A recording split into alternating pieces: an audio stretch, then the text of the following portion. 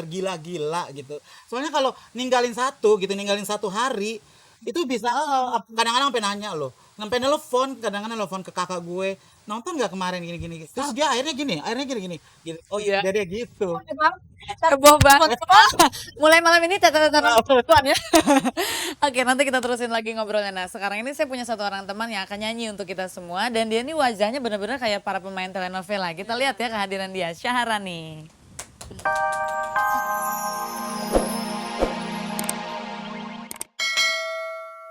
Istri yang kalau ditelepon sama suaminya pada saat jam penayangan telenovela selalu nggak mau menjawab telepon suaminya itu. Pasti dia kasih alasan macam-macam. Kadang dia bilang dia lagi sakit kepala atau dia bilang dia lagi sakit perut. Kadang-kadang juga dia bilang dia lagi nggak enak badan. Pokoknya alasan-alasan seperti itulah. Suatu ketika waktu mereka berdua lagi jalan-jalan, si suami ini berinisiatif mengajak istrinya untuk pergi ke dokter dengan alasan cek kesehatan aja lama gitu kata suaminya. Dan beberapa hari kemudian setelah mereka selesai pulang dari dokter, sang suami ini mendapat telepon dari dokter itu yang meminta dia untuk segera datang ke tempat praktek si dokter. Sampai di sana si dokter langsung memulai pembicaraan dengan berkata, "Pak, saya punya 2 berita untuk Bapak. Yang pertama adalah berita jelek, tapi yang kedua adalah berita baik," begitu kata si dokter. Berita jelek dokter, berita jelek apa ya kata suaminya. Berita jelek itu adalah istri Anda ternyata terkena demam penyakit menular, kata si dokter. Oh ya, suaminya ini kaget. Lalu dokter, kalau berita baiknya apa? Berita baiknya, demam ini bukan ditularkan oleh Anda, tapi ditularkan dari Amerika Latin. Selamat malam pemirsa, masih dalam rangka suasana Ramadan dari lantai 6 Hotel Indonesia Jakarta. Saya Peggy Melati Sukma tetap hadir ke hadapan Anda semua. Dan selama 60 menit ini kita semua akan berada di tengah kesejukan hembusan angin malam. Itu banyak tayangan telenovela ada di stasiun-stasiun televisi di Indonesia. Telenovela itu isi ceritanya katanya sih menarik dan mengharu biru. Belum lagi pemain-pemainnya yang cantik-cantik, ganteng-ganteng, bodinya aduhai gitu ya kalau kata orang. Dan berbagai macam hal lagi yang ada di dalam telenovela yang membuat telenovela itu menjadi begitu digemari oleh masyarakat Indonesia.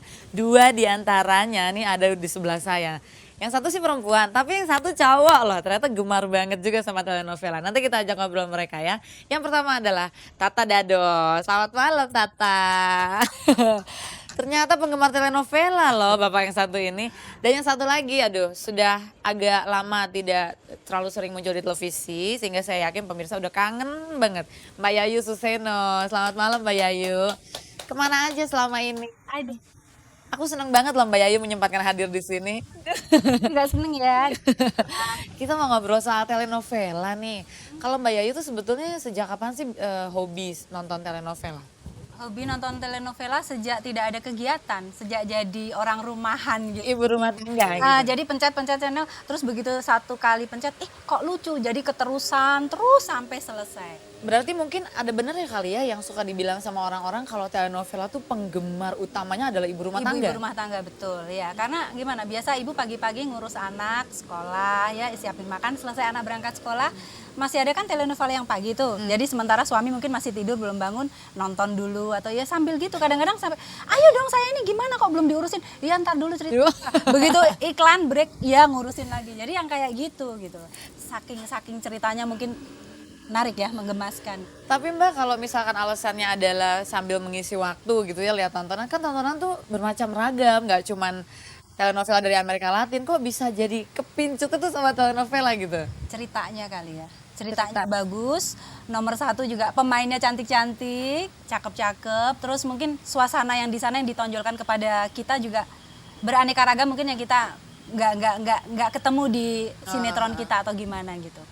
Nah Tata tadi kan Mbak Yayu bilang nih, mungkin ada benernya kalau telenovela tuh yang banyak tonton tuh ibu-ibu rumah tangga. Sebenarnya Bapak ini kan adalah bukan ibu rumah tangga. Tapi ya kepicuk dengan pertama awalnya tuh dari Maria Mercedes ya. Itu dari mulut ke mulut itu bagus deh Mas. Heboh. Oh, coba gitu, coba. Bener penasaran kan jadinya.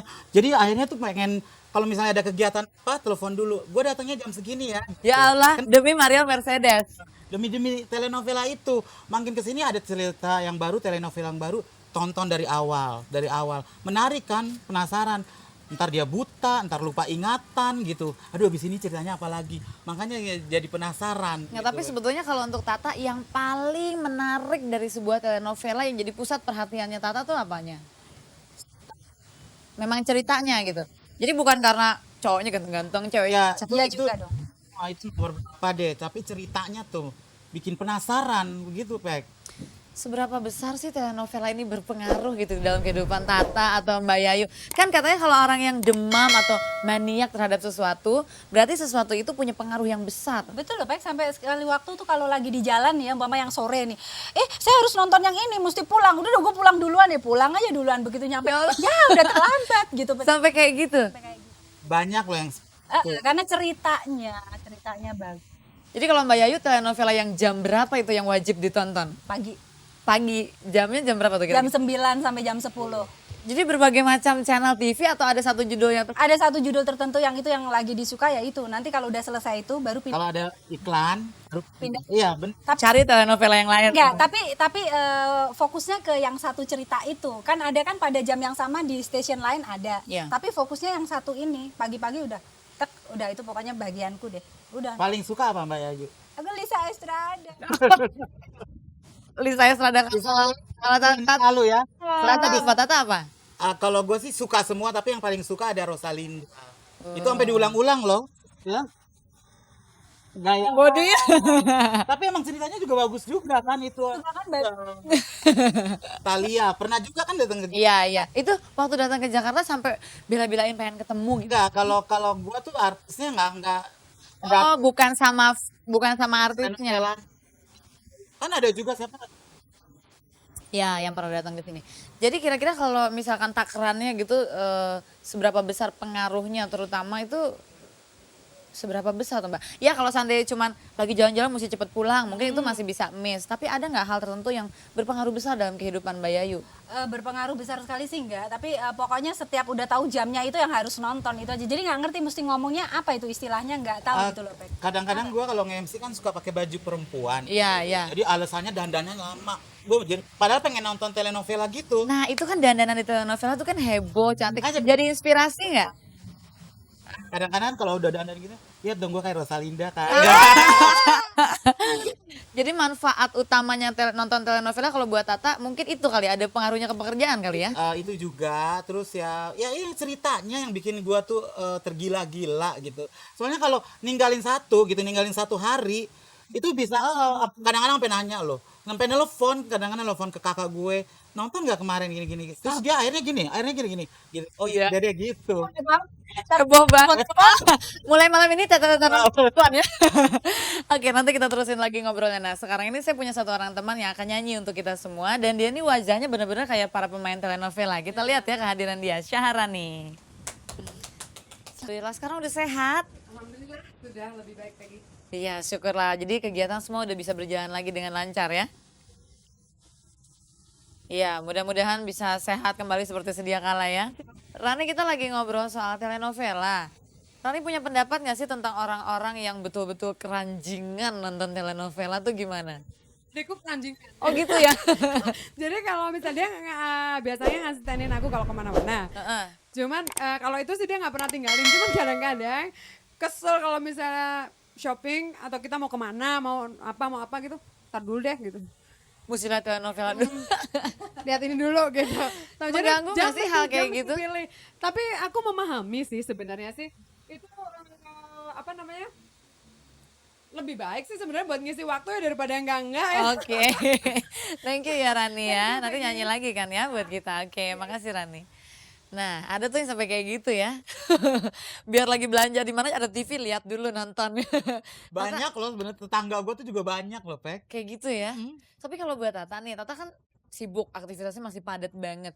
Dan biasanya orang sibuk tuh sering stres, butuh juga hiburan, butuh juga rekreasi. Nonton telenovela bisa nggak jadi sarana hiburan? Gimana ya, itu tergantung juga. Emang kalau lagi moodnya itu kalau nonton telenovela jadi tenang. Kalau gue sih gitu ya. Bisa sampai begitu ya? Ngilangin stres. Berarti secara psikologis juga telenovela tuh berpengaruh dong ya ke Tata? Hebat gak sih? Pengobatan alternatif titik 2, demam telenovela. Gitu. Oke, Ada nggak hubungannya Mbak karena telenovela itu sudah dialihsuarakan ke bahasa Indonesia, terus jadi orang Indonesia banyak keranjingan? Ada nggak hubungannya antara itu dengan Itu salah satunya. Bisa juga ya.